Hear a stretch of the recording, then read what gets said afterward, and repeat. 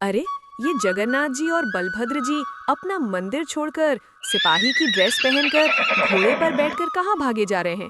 और तो और रास्ते में ग्वालिन से दही क्यों मांग रहे हैं? क्या मंदिर में 56 भोग कम पड़ गए थे जो भगवान को सड़क पर दही मांगना पड़ा? जगन्नाथपुरी के इतिहास में एक दिन ऐसा भी आया था जब भगवान को सिर्फ आशीर्वाद नहीं बल्कि तलवार भी उठानी पड़ी थी। जानने के लिए सुनिए ये रोंगटे खड़े कर देने वाली सच्ची घटना।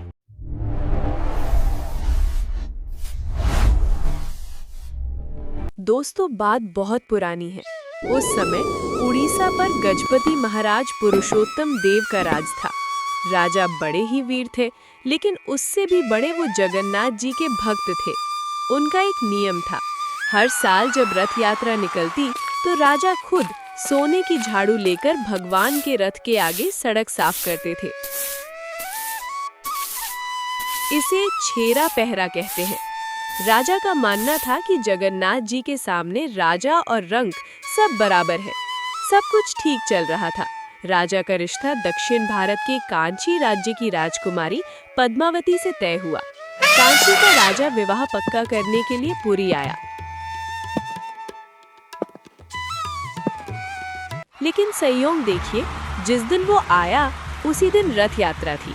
उसने देखा कि उड़ीसा का राजा हाथ में झाड़ू लेकर सड़क साफ कर रहा है। कांची के राजा को घिन आ गई। उसने कहा, छे, मैं अपनी बेटी की शादी एक राजा से करना चाहता था, लेकिन ये तो चांडाल है, झाड़ू लगाने वाला है।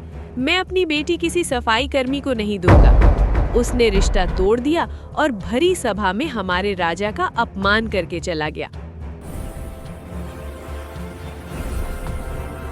ये अपमान राजा का नहीं था, ये अपमान उस सेवा का था जो वो भगवान के लिए कर रहे थे।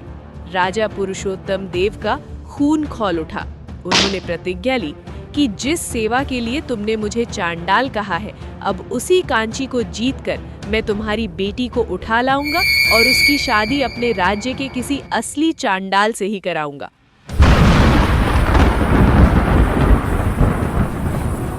गुस्से में राजा ने कांची पर हमला तो कर दिया, लेकिन गुस्से में लिए गए फैसले अक्सर गलत होते हैं।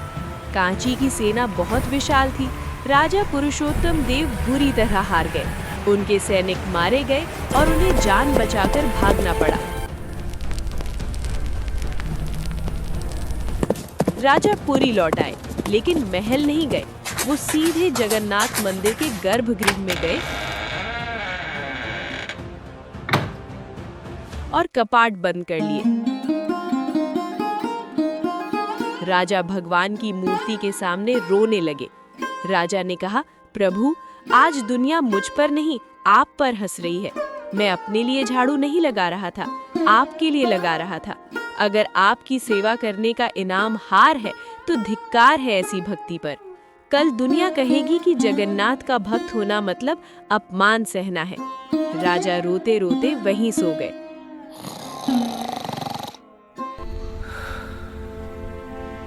तभी रात के अंधेरे में एक चमत्कार हुआ। राजा के सपने में स्वयं जगन्नाथ जी आए। भगवान बोले, पुरुषोत्तम, उदास मत हो। पिछली बार तू अहंकार में गया था कि मैं जीतूंगा, लेकिन इस बार तू अकेला नहीं जाएगा। इस बार सेना तैयार कर, तेरे आगे आगे हम दोनों भाई चलेंगे। जा, विजय तेरी ही होगी। राजा की नींद खुली, उनमें नया जोश था। उन्होंने फिर से सेना तैयार की और कांची की ओर कूच कर दिया। लेकिन राजा की सेना अभी बहुत पीछे थी। उनसे कई मील आगे दो घुड़सवार हवा से बातें कर रहे थे। एक काले घोड़े पर सवार था सांवला और बेहद सुंदर नौजवान, और दूसरे सफेद घोड़े पर एक गठीला और मजबूत योद्धा। ये कोई और नहीं, स्वयं जगन्नाथ और बलभद्र थे, जो सिपाही बनकर जा रहे थे। चिलचिलाती धूप थी। भगवान को प्यास लगी। रास्ते में एक छोटे से गांव के पास मणिका नाम की एक ग्वालिन दही बेचने जा रही थी। काले घोड़े वाले सिपाही ने उसे आवाज दी, अरे मणिका मैया, बड़ी जोर की प्यास लगी है, थोड़ा दही पिला दो। मणिका ने देखा कितने प्यारे सिपाही हैं। उसने बड़े प्रेम से उन्हें दही पिलाया। जब दही पी लिया तो मणिका बोली, सिपाही जी, दही के पैसे? भगवान तो खाली हाथ थे, जेब थी नहीं। सांवले सिपाही ने अपनी उंगली से एक अंगूठी निकाली और मणिका को देते हुए कहा, मैया, पैसे तो नहीं है, लेकिन ये अंगूठी रख ले। थोड़ी देर में पीछे पीछे हमारा राजा आ रहा है, उसे ये अंगूठी दिखाना, वो तुझे जितने मांगोगी उतने पैसे दे देगा। मणिका ने अंगूठी रख ली और सिपाही आगे बढ़ गए।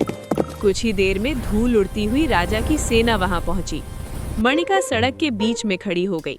उसने राजा का रास्ता रोका। मणिका बोली, महाराज, पहले मेरे दही का हिसाब करो। आपके 2 सिपाहियों ने मेरा सारा दही पी लिया और बदले में ये अंगूठी पकड़ा गए। राजा को गुस्सा आया। कौन सिपाही? मेरी सेना तो मेरे साथ है, कोई ठग होगा। मणिका ने कहा, नहीं महाराज, वो ठग नहीं थे। उनकी आंखों में एक अजीब सा जादू था। एक काला था, एक गोरा था, और ये रही उनकी अंगूठी। जैसे ही राजा ने मणिका के हाथ में वो अंगूठी देखी, राजा घोड़े से लुढ़क कर नीचे गिर पड़े।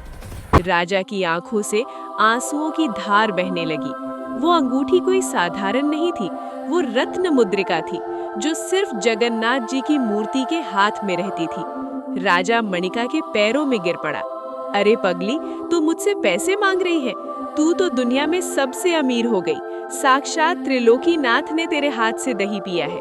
हम तो मंदिर में पत्थर पूजते रह गए और तूने चलते फिरते भगवान को पा लिया।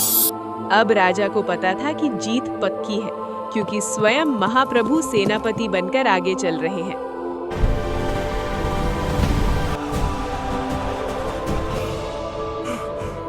इस बार कांची का राजा टिक नहीं पाया।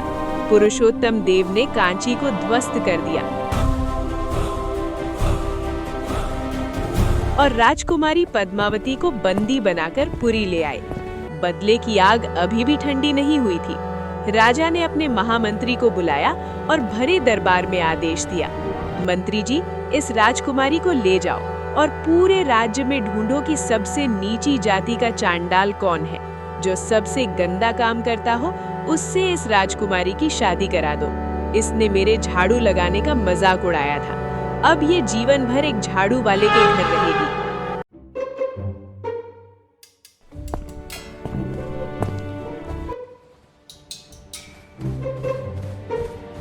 मंत्री बहुत बुद्धिमान था। उसे राजकुमारी पर दया आ गई। उसने राजा की बात तो मान ली, लेकिन राजकुमारी की शादी नहीं कराई। उसने राजकुमारी को एक सुरक्षित जगह पर छुपा दिया और सही समय का इंतजार करने लगा।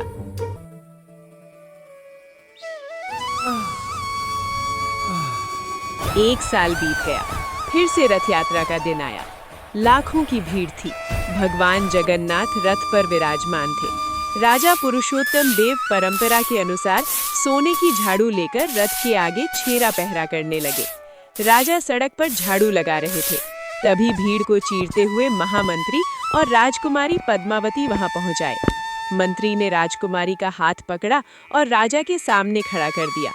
राजा गुस्से में बोले, मंत्री, मैंने आदेश दिया था कि इसकी शादी किसी चांडाल से कराना। ये अभी तक कुंवारी क्यों है?